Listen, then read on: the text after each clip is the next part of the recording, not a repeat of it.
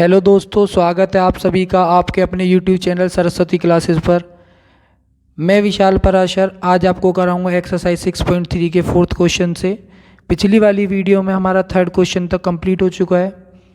आज मैं आपको एक नए तरीके से पढ़ा रहा हूँ क्योंकि हमारे पास टाइम कम है और सिलेबस अभी हमारा बहुत सारा बचा हुआ है। तो मैं नया तरीका ट्राई कर रहा हूँ जिसमें सॉल्यूशन आपके पास होंगे और मैं आपको समझाऊंगा। ठीक है, ये वाला तरीका आपको पसंद आए तो प्लीज़ मुझे कमेंट करना और जैसा भी आपका रिव्यू हो कमेंट करें मुझे।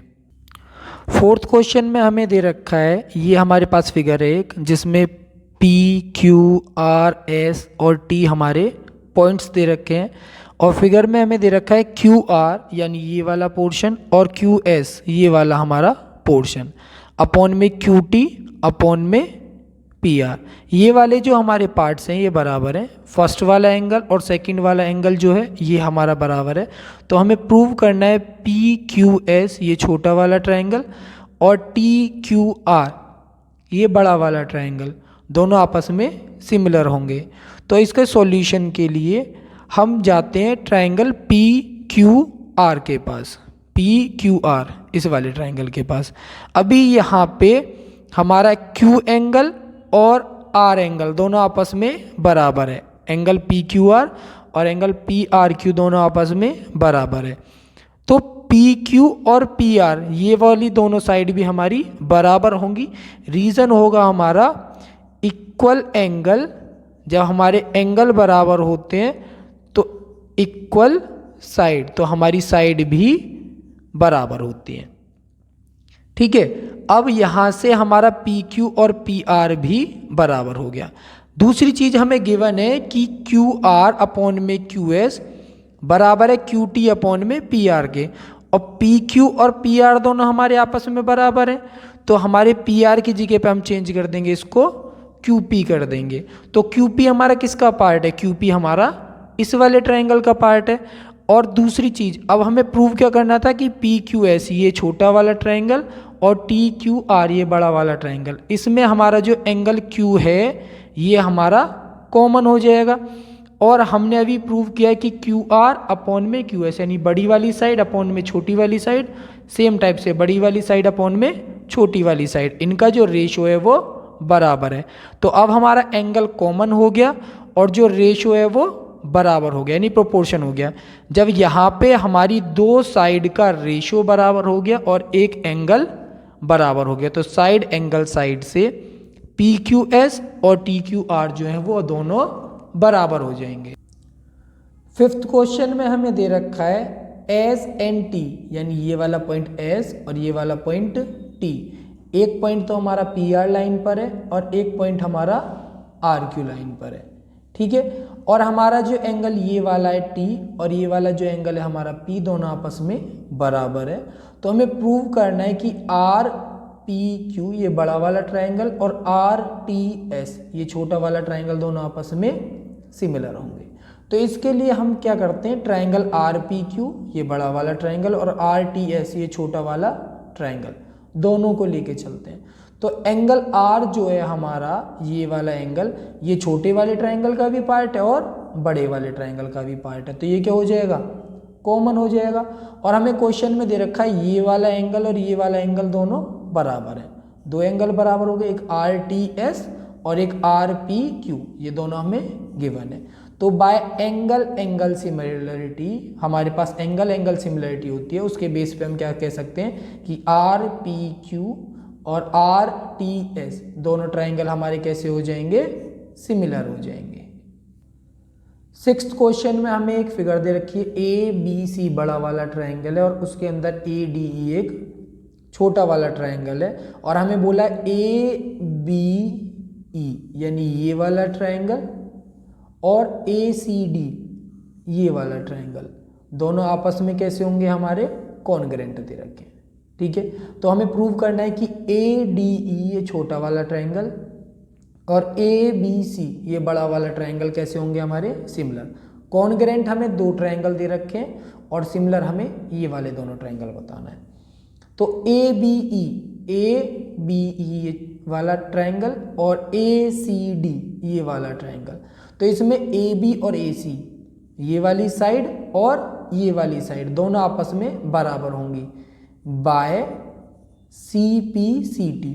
CPCT क्या होता है हमारा? Congruent parts congruence triangle. जब हमारे दो ट्रायंगल आपस में कॉन्ग्रेंट होते हैं तो उनके जो पार्ट्स होते हैं ना वो भी बराबर होते हैं। सिमिलैरिटी में पार्ट्स बराबर नहीं होते हैं, कॉन्ग्रेंसी में पार्ट्स बराबर होते हैं। ये आपको इस चैप्टर के बेसिक में मैंने बताया था, ठीक है। उसके बाद सेम टाइप से AD वाला पार्ट जो है वो AE वाले पार्ट के हो जाएगा, वो भी सेम CPCT से। तो अब हम ट्रायंगल ADE और ABC की बात करें तो ये वाले जो पार्ट्स हैं, ये वाली साइड इसके बराबर होगी और ये वाली साइड इसके बराबर होगी। दूसरा एंगल A जो है वो मेरा छोटे वाले में भी है और बड़े वाले में भी है, तो वो क्या हो गया? कॉमन हो गया। और AD अपॉन में AB बराबर हो जाएगा AE अपॉन में AC के, ये फर्स्ट वाले पार्ट से और सेकंड वाले पार्ट से। तो यहाँ पे हमारी दो तो साइड बराबर हो गई हैं, उनका प्रोपोर्शन में आ गई हैं, दो साइड तो आ गई हमारी प्रोपोर्शन में और एक एंगल हो गया हमारा बराबर। तो हम लिखेंगे साइड एंगल साइड सिमिलरिटी से हमारे जो ये दोनों ट्रायंगल हैं आपस में सिमिलर होंगे। सेवंथ पार्ट में हमें एक ट्रायंगल दे रखा है ABC जिसकी AB लाइन पर एक CE एल्टीट्यूड है यानी कि लंब है और BC लाइन पर AD एक एल्टीट्यूड यानी कि लंब है, जो पॉइंट P पर एक दूसरे को इंटरसेक्ट यानी कि काट रहे हैं। तो हमें फर्स्ट पार्ट में दे रखा है AEP ये वाला ट्रायंगल, ठीक है, और CPD ये वाला ट्रायंगल दोनों आपस में सिमिलर होंगे।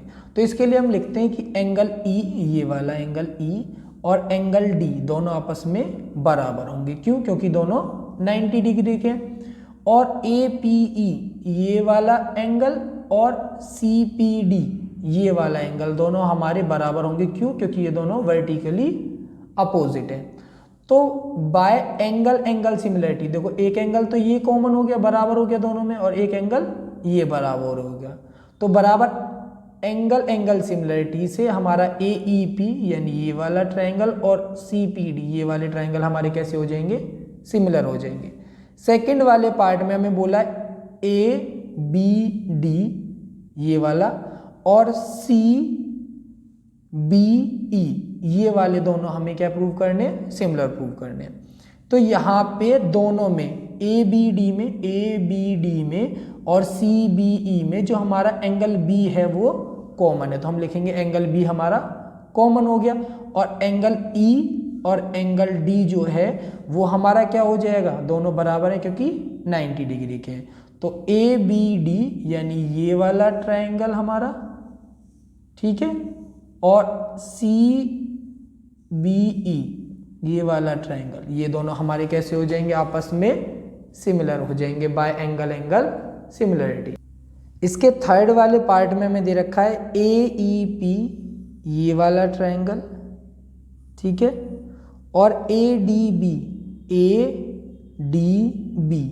ये वाला ट्रायंगल, दोनों आपस में सिमिलर होंगे। तो इन्हें सिमिलर करने के लिए हमारा जो एंगल A है, ठीक है, वो हमारा कॉमन हो गया और यहाँ पे E एंगल 90 डिग्री और यहाँ पे D एंगल 90 डिग्री, ये दोनों बराबर हो गए। तो ये दोनों ट्रायंगल हमारे एंगल एंगल सिमिलरिटी से सिमिलर आ जाएंगे। फोर्थ वाले पार्ट में मैं दे रखा है PDC ये वाला और उसके अलावा BEC यानी ये वाला, ये दोनों हमें सिमिलर प्रूव करने हैं। तो सेम है जैसे ऊपर वाला, क्या सेम करेंगे? यहाँ पे हमारा एंगल C जो है वो दोनों में कॉमन हो गया और एंगल D और एंगल E हमारा 90 डिग्री हो गया। तो बाय एंगल एंगल सिमिलरिटी यहाँ पे भी दो एंगल बराबर हो गए, तो ये भी हमारा बराबर हो गया। एट्थ पार्ट में हमें दे रखा है ABCD हमारा एक पैरेललोग्राम यानी कि समांतर चतुर्भुज है, ठीक है, और AD जो लाइन है उसको E तक बढ़ाया और B लाइन को E तक मिलाया तो वो F पॉइंट पर काटती है DC लाइन को।